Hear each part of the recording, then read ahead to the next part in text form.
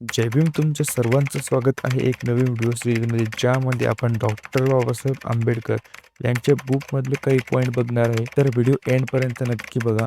या व्हिडिओमध्ये आपण चॅप्टर 3 बघणार आहे आणि या चॅप्टरचा पार्ट 1 आहे. पार्ट 2 नेक्स्ट व्हिडिओमध्ये येईल. चॅप्टर 1 आणि चॅप्टर 2 हे चॅनलवर अपलोडेड आहेत, तुम्ही जाऊन चेकआउट करू शकता.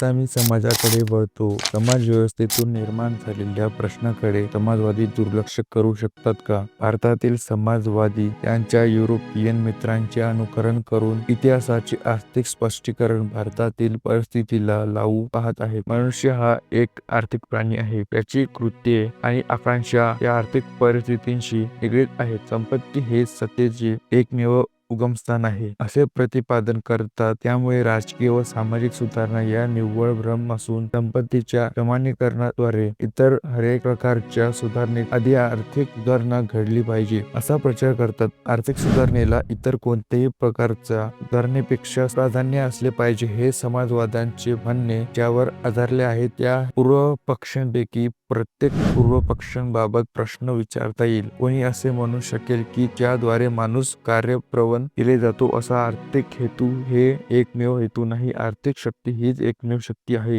ही गोष्टी मानवी समाजासाठी कोणताही विद्यार्थी मान्य करू शकत नाही. एखाद्या व्यक्तीचा सामाजिक दर्जा पुष्कळता आपोआप सत्ता व प्राधिकार यांचे उगमस्थान बनतो. ही गोष्ट महात्म्यांच्या सामान्य लोकांवर जो पगडा असतो त्यावरून स्पष्ट होते. भारतातील लक्षाधीश हे निर्धन साधू व फकीर यांच्या आज्ञापालन का करतात? भारतातील लाखो गरीबही त्यांचे असेल नसेल की ते इडूप विकून बनारसला वा मक्केला का जातात? भारताच्या इतिहासाने धर्म हे शक्तीने उगमस्थान आहे हे दर्शविले आहे. जेथे सामान्य माणसावर पुष्कळदा मॅजिस्ट्रेट पेक्षा पुरोहिताचा अधिक प्रभाव आहे, तेथे प्रत्येक गोष्ट संप व निवडणुका यासारख्या गोष्टी देखील अगदी सहजपणे धार्मिक वळणे घेतात व अगदी सहजपणे त्यांना विपर्यस्त असा धार्मिक अर्थ लावला जातो. माणसावरील धर्मसत्तेच्या प्रभावाचे आणखी एक उदाहरण म्हणजे रोमच्या प्लेबियनचे उदाहरण विचारात घेऊ. ते या मुद्द्यावर अधिक प्रकाश टाकते. रोमन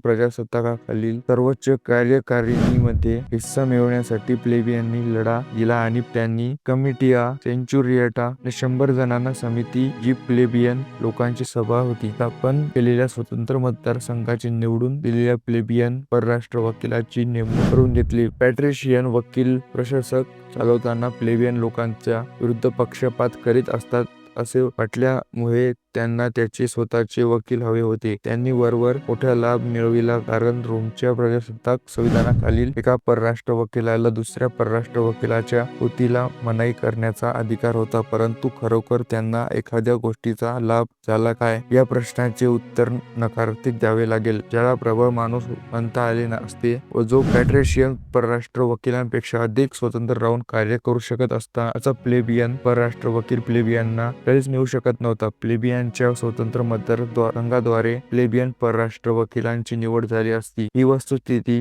पाहता सर्वसाधारण परिस्थिती प्लेबियनना समर्थ प्लेबियन परराष्ट्र वकील मिळायला हवा होता. प्रश्न पडतो की त्यांना त्यांचे परराष्ट्र वकील म्हणून काम पाहण्यासाठी एखादा समर्थ प्लेबियन मिळवण्यात ते का अपयशी ठरले? या प्रश्नांच्या उत्तरावरून माणसाच्या मनावर धर्माचा जो पगडा आहे तो उघड होतो. संपूर्ण रोमन लोकसमुदायाने मान्य केलेले तत्व असे होते की डेल्फीच्या कौलाने तो देवदेव स्वीकार्य आहे असे जाहीर केल्याशिवाय कोणताही अधिकार आपल्या पदाचा कार्यभार स्वीकारू शकत नव्हता. डेल्फीच्या देवतेच्या मंदिराचा ताबा असलेले पाद्री हे सर्व पॅट्रिशियन होते. त्यामुळे जेव्हा केव्हा प्लेबियनना पॅट्रिशियनना विरोध केलेला तो भारताच्या प्रचलित असलेले शब्द वापरायचा तर जातीयवादाला विरोध केलेल्या पक्षात समर्थ माणूस म्हणून ओळखल्या येणारा परराष्ट्र वकील निवडला. त्यावेळी कौलाद्वारे न चुकता जाहीर केले गेले की तो देवतेला स्वीकारार्ह नाही. अशा प्रकारे प्लेबियनना त्यांच्या या हक्काच्या बाबतीत फसवण्यात आले. परंतु लक्षात घेण्यासारखी गोष्ट म्हणजे प्लेबियननी अशा प्रकारे स्वतःला फसवू दिले कारण त्यांना सुद्धा पॅट्रिशियन आवडत होते. एखाद्या अधिकाऱ्याने त्यांचा कर्तव्यभार स्वीकारापूर्वी देवतेची मान्यता मिळवणे ही अपूर्ण अट होती आणि लोकांनी केलेली निवड ही पुरेशी नाही असा त्यांचा दृढ विश्वास होता. प्लेबियननी लोकांची निवड पुरेशी असून देवतेची मान्यता आवश्यक नाही असे म्हणते असते तर त्यांना जे प्राप्त झाले त्यापेक्षा अधिक राजकीय हक्कांचा संपूर्ण फायदा मिळवता आला असता. परंतु त्यांनी तसे केले नाही. ते आपल्यासाठी कमी योग्यतेचा परंतु देवतेसाठी अधिक योग्यतेचा वास्तविक अर्थाने पॅट्रिशियन लोकांच्या आर्थिक असलेला असा दुय्यम दर्जाचा माणूस निवडण्यास तयार झाले. कदाचित धर्माचा त्याग करण्यापेक्षा त्याच्यासाठी ते एवढे निकराने लढले त्या भौतिक लाभांचा त्यांनी त्याग केला. धर्म हे पैशापेक्षा अधिक मोठे नसले तरी पैशासारखेच सत्तेचे उगमस्थान असू शकते ही गोष्ट यावरून दर्शविली जात नाही काय? युरोपियन समाजाच्या सध्याच्या अवस्थेत सत्तेचे उगमस्थान म्हणून संपत्ती ही वर्चस्व गाजवणारी असल्यामुळे तीच गोष्ट भारताला देखील लागू आहे किंवा तीच गोष्ट भूतकाळात युरोपला देखील लागू होती अशी कल्पना करून घेण्यात समाजवादांची चूक झाली आहे. धर्म, सामाजिक दर्जा व संपत्ती ही सर्व सत्तेची व प्राधिकाराची उगमस्थान आहे. ती ज्या माणसाकडे असतील तो दुसऱ्याला स्वातंत्र्यावर नियंत्रण आणतो. एका टप्प्यावर एकाचे वर्चस्व असते तर दुसऱ्या टप्प्यावर दुसऱ्याचे वर्चस्व असते. हाच केवळ फरक आहे. स्वातंत्र्य हा जर आदर्श असेल तर स्वातंत्र्य याचा अर्थ एकाच्या दुसऱ्यावर असलेल्या वर्चस्वाचा नाश असा असेल तर उग्रतेचा पाठपुरावा करावा अशा योग्यतेच्या सुधारणेचा एक प्रचार म्हणून आर्थिक सुधारणेचा आग्रह धरता येऊ शकत नाही. एका विशिष्ट काळात आणि विशिष्ट समाजात सत्तेचे व वर्चस्वाचे सामाजिक व धार्मिक असेल तर सामाजिक सुधारणा व धार्मिक सुधारणा या आवश्यक स्वरूपाच्या सुधारणा म्हणून स्वीकारल्याच पाहिजे. व्हिडिओ आवडल्यास व्हिडिओला लाईक करा आणि यासारखे अजून व्हिडिओ बघण्यासाठी चॅनलला सबस्क्राईब करा. आणि तुम्हाला डॉक्टर बाबासाहेब आंबेडकर यांच्या बुक मधली काही अजून इन्फॉर्मेशन पाहिजे असेल तर कमेंट मध्ये नक्की सांगा. जय भीम.